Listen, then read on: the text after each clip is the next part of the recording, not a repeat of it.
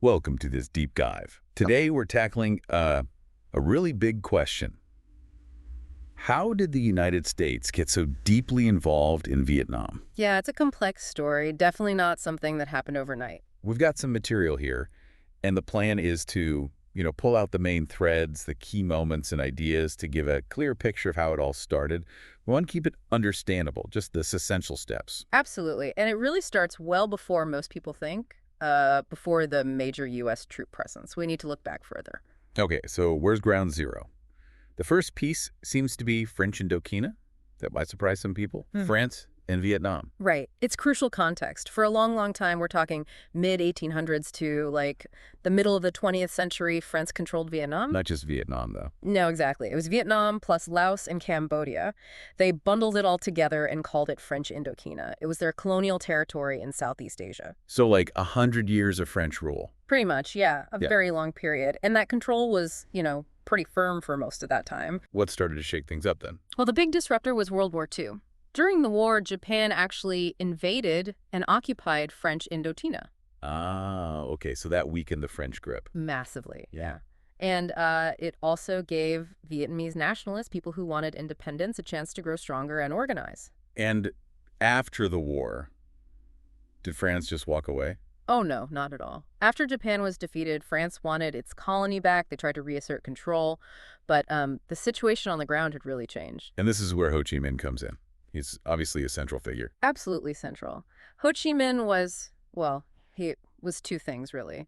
A very committed Vietnamese nationalist, desperate for independence for his country. Okay, and the other thing? He was also a communist.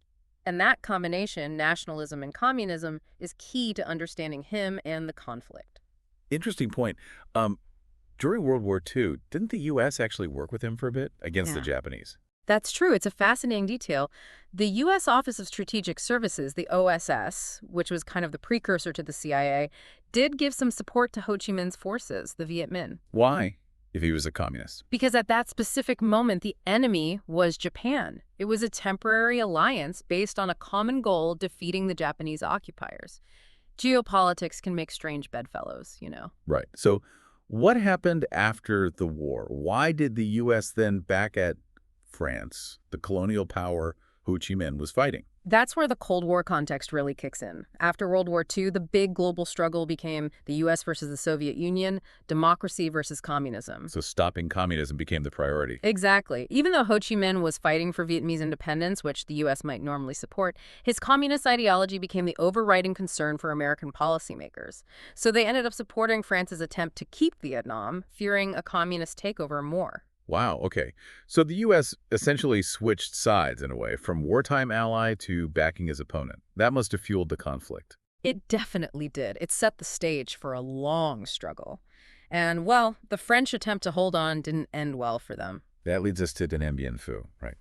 Sounds important. What happened there? Dien Bien Phu was a place, a valley in northwestern Vietnam, where the French set up a big fortified base in 1954.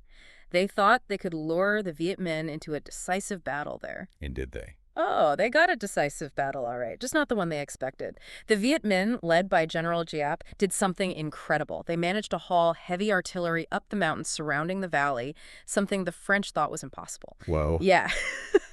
And they just pounded the French positions, surrounded them, cut them off. After a siege that lasted almost 2 months, the French garrison surrendered. It was a shocking defeat. A major military victory for the Viet Minh then. Huge. Absolutely huge. It basically broke the French will to continue the war.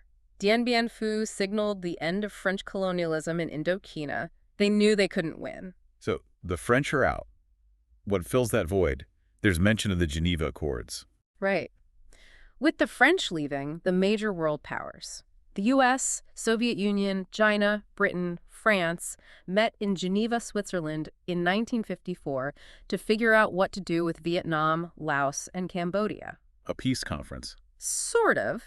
The resulting agreement, the Geneva Accords, called for a ceasefire and, crucially, a temporary division of Vietnam. Temporary. Ow. They drew a line at the 17th parallel, North Vietnam, controlled by Ho Chi Minh and the Communists, and South Vietnam, which was supposed to be anti-communist and ended up being backed by the U.S. Okay, North and South. You said technique. Yes, that was the key part of the deal. Okay. The Accords specifically stated that nationwide elections should be held in 1956, just 2 years later, to reunite the country under a single government. Let me guess, those elections didn't happen. You got it. They never took place. Yeah. The U.S. and the newly established government in South Vietnam blocked them. Why?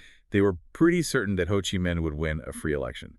He was seen as a national hero by many Vietnamese, North and South, for fighting the French. Yeah. And the U.S. definitely did not want a unified, communist Vietnam. So the temporary division became, well, not so temporary. Exactly. It solidified the split and basically guaranteed future conflict because the North still wanted unification, but now under their terms. And this is where the U.S. rationale really ramps up, right? This idea of the domino theory. Yes, the domino theory was incredibly influential in Washington during this period. It was promoted by President Eisenhower and his administration. What was the basic idea? Just like it sounds. Pretty much. The idea was that if South Vietnam fell to communism, it wouldn't stop there. It would be the first domino to fall.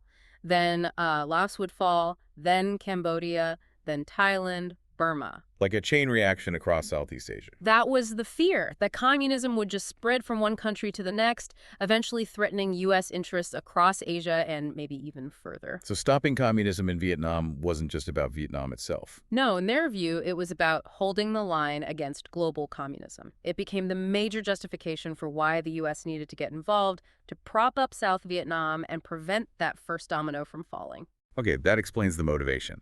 Now, who was the U.S. actually supporting in South Vietnam? This leader, Ngo Dinh Diem. Right, Ngo Dinh Diem. The U.S. kind of handpicked him, essentially, because he was fiercely anti-communist and also a nationalist, though not connected to Ho Chi Minh. He became the first president of South Vietnam. And was he a popular choice? Well, that's where the problem started. Diem was Catholic in a predominantly Buddhist country.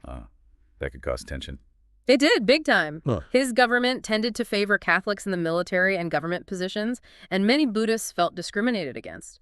Plus, his rule became increasingly autocratic, dictatorial. He cracked down hard on dissent, not just communists, but anyone who opposed him. So not exactly winning hearts and minds. No. His land policies also alienated many rural peasants, and his harsh treatment of Buddhist protesters, leading to things like monks setting themselves on fire in protest, shocked the world and made his government look really bad. It sounds like the leader the U.S. was backing to stop communism was actually creating more opposition, maybe even pushing people towards the communists. That's exactly what many historians argue. His unpopularity and repressive tactics created instability and fueled the communist insurgency in the South, known as the Viet Cong.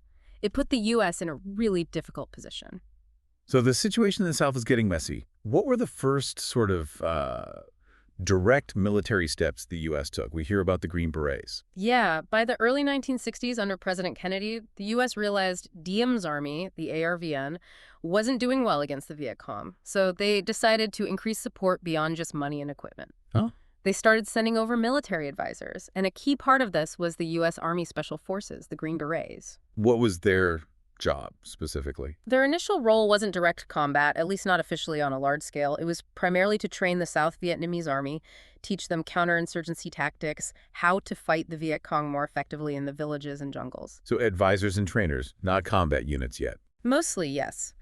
But it was a definite escalation. It marked the beginning of a direct American military footprint on the ground in Vietnam. From a few hundred advisors initially, the numbers started to steadily grow. It was sort of mission creep. Okay, let's try and pull this together then. It seems like there wasn't one single reason the U.S. got involved, was there? Not at all. It's like layers building up. You start with the legacy of French colonialism and the Vietnamese desire for independence. Then Ho Chi Minh leading that movement, but also being communist. Right. Then the French defeat at Dien Bien Phu, leaving a power vacuum. Followed by the Geneva Accords, which divided the country but failed to unite it. And hanging over all of it, this intense Cold War fear, the domino theory that communism had to be stopped in Vietnam at all costs. Then the U.S. backing Diem, whose own actions kind of backfired. Leading finally to those first steps of direct military advising with people like the Green Berets, it was a gradual slide, really, a series of decisions, each one seemingly logical or necessary at the time, that drew the U.S. deeper and deeper in. It really sets the stage for understanding why the later, much larger war happened. It wasn't out of the blue. Exactly. Understanding these roots is crucial. So for everyone listening, maybe some things to think about to really let this sink in. How different might Ho Chi Minh's approach have been without that century of French rule influencing Vietnamese nationalism? That's a good one. Or what if those 1956 elections had actually happened as planned in the Geneva Accords? How might Vietnam's history look today? And maybe stepping back a bit, thinking about the domino theory itself, what are the potential dangers or blind spots of using a theory like that to guide foreign policy decisions?